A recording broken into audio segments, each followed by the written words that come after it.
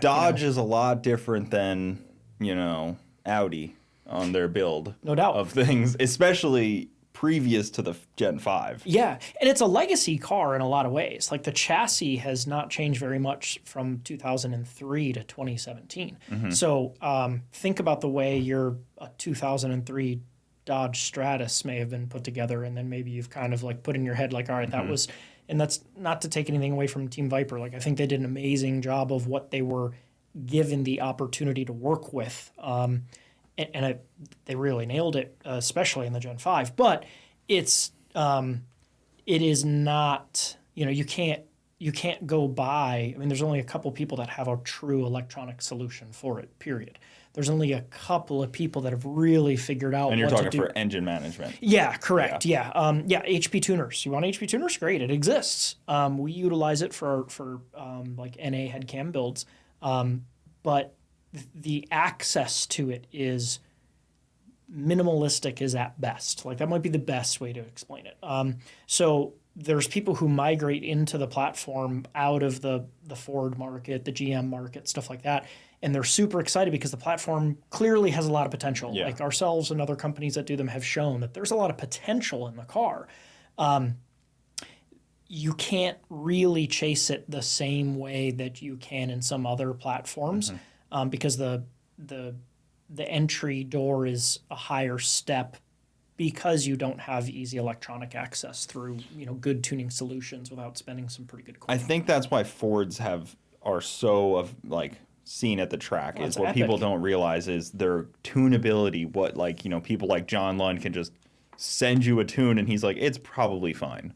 Like, doesn't have to, he obviously goes back and forth, but, doesn't really have to look at it much and know that it's probably good enough. Yeah, right. I'm sure a Viper's not like that, and GM isn't like that at all either. No. There's no wide bands from the factory. There's no just to give an example, you can't... The MAF voltage, the MAF voltage would be a good indication, what is the MAF sensor seeing for airflow across it? And that's a curve, and it's definable for fueling and whatever, except you can adjust it, but you can't read it. So there's no way to log it or monitor it. So you can, you're just flying blind at that point in time unless you come up with your own way to monitor it. Even on the new ones, even on the Gen 5. Yeah, that's what I'm saying. So you're effectively I know some people make a change and where did it change? Oh, cool. Okay, well we have a different way to go about that. But nevertheless, it's not. You can't go to any. I'm gonna back up before I say something. Let's just move this mic towards you a little bit more. I'm gonna.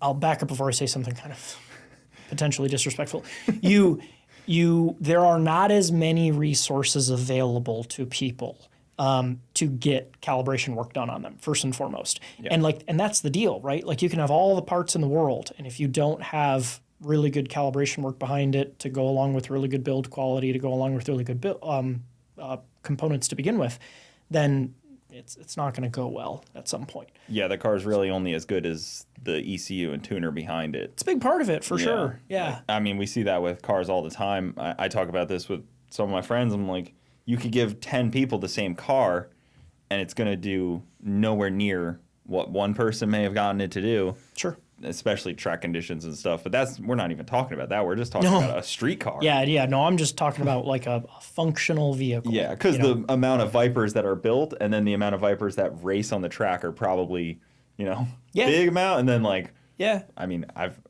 you had, 3 at TX2K? And that's 4. Yep. 4 of them, and that's pretty much all of them. Yeah, no, I mean, Calvo I think they had 4 also. But in that drag racing, there's... Oh, drag racing was just us, yeah. Yeah, absolutely. 4, yeah. Sorry, I was talking about... Yeah, no problem. Good racing.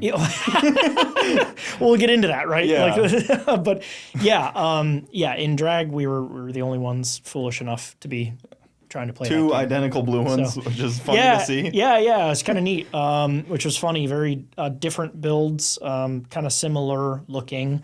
But made for a couple of cool pictures out there for sure. Those 4 cars, what are engine management on them? Are they all Motec? Are they all aftermarket? Yeah, they're all Motec. Okay, so when you're building one to drag race, you immediately are just like, we're just going to step right over. If it goes anything beyond I hate to use the term basic, but a basic head and cam car, it's gonna get on. It's like gonna the go second on it sees boost, it's like, oh, absolutely for us. There's guys that have done it successfully on. I mean, successfully is a varying term, right? Like there are guys that have done forced induction on stock ECU based configurations, and that's where I say successfully is a different definition for everyone at that point. Like they function, they work, they race, people like them, they're happy. If they're good at that, that's great, that's fine.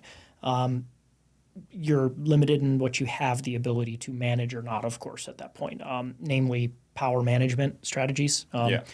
There's no boost control function in a stock ECU. So there is that. so you have to start adding external boxes. Well, like an AEM box of some kind to try to band-aid things as best you can. You would probably end up doing a lot of creative things that may have varying levels of success, or you could just spend the money once and do it and be done. And then be able to do whatever you want to do. Is it plug and play or is it full harness? Yeah, so plug and play is probably an overused term these days. But in all essence, it is. Depending on the complexity of the car, obviously there's more sub harnesses and different sensor array additions and stuff like that. But overall, it's fairly plug and play at that point. So the heads and cam stuff you do, is that probably just for your street guy that wants to road course it a little bit or something? Because that is the essence of the Viper, you know, like we see all these like V10 platforms and the Huracan and the R8s, and those cars are a lot more straight line, I would say. Like, yeah, you've probably got guys that race them in all kinds of formats, but that's what I would say the fast street car market sees them in the most, right? Yeah, definitely. Because even like road course stuff, they're a little odd on a road. Like you don't see them doing that quite as much as like a Viper. Yeah, in my limited vision of road course racing. I'd probably agree. Lamborghini had the Super Trofeo series, or that's correct, I think. Somebody fancier than me is going to correct me on that, probably. But I'm pretty sure it was the Super Trofeo cars. But they had their like touring car series style cars and stuff, like they're out there. I think they're probably less common. Viper's a pretty heavily raced chassis, although again we're still back to like production numbers kind of thing. But if you go to Sebring, there's oftentimes a handful there. Yeah, especially for how many were made. To go see one at the track is a rarity in itself. If they made 25,000 in 25 years, it's not common, especially how many are even in the U.S., because I know a bunch made it to Canada. Yeah. Yep. So as NA cars, they're a lot of fun, like we make like 150 wheel more with a head cam set up on the car. So they'll go from like on our dyno, like 520 to 530 to 670, 680, something like that, which makes for a pretty enjoyable car. Pretty solid, around 140 mile an hour. Do you put that on ethanol also? Nope, that can stay on pump gas. Just pump gas. If it's stock ECU, it stays singular fuel basis. We don't get into anything flex related, or even we don't even do multiple calibration for the customer to like make changes or whatever. It's just to me, you're asking for more of a problem than you are of like real end user satisfaction out of it, kind of thing. So it's kind of that's one of those gates that we at least put up and say like, look, we can do it to here.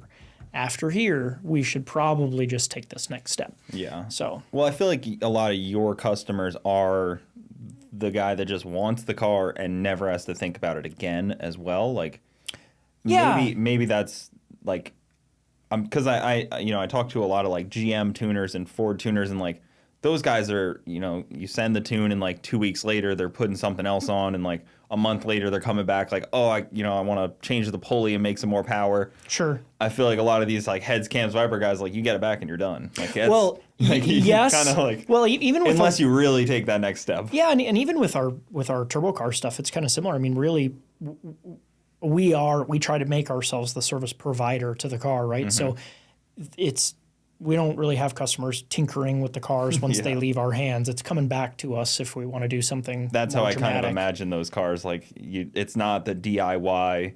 Let me just kind of change it up a little bit here. Like and up the boost. Exactly. Yeah, and back to that same thing for the market, and that's what I kind of I almost feel bad for in some cases for Viper as a platform, because I don't think it's that particularly DIY friendly. It's just not.